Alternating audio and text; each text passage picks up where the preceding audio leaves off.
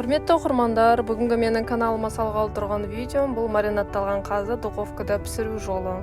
Духовкада пісіру үшін қазды әбден дайындап аламыз, жуып, ерітіп, сосын 4-5 қас майонезді алып, оған үйде бар приправаны, немесе для курицы, для шашлыка бар приправаны араластырамыз.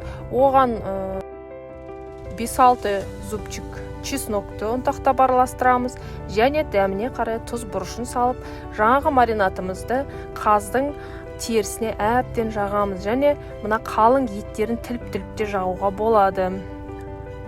Маринатта қазды бір тәулікке жуық уақыт ұстаймыз, және бір тәулік өткеннен кейін қазды противенге салып, бетін фольгамен әбден тұмшалаймыз.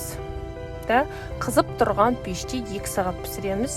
Егер қызарған терісін жақсы көретін болсаңыздар, противендегі фольганы алып тастап, қаздың өзін саламыз. Қайтадан 1 сағаттан артық уақыт ұстаймыз. Егер қасына гарнир керек болса, сол кезде қасына картошкасын қосып пісіріп алуға болады. Сондай дәмді қас шығады. Ал ас болсын!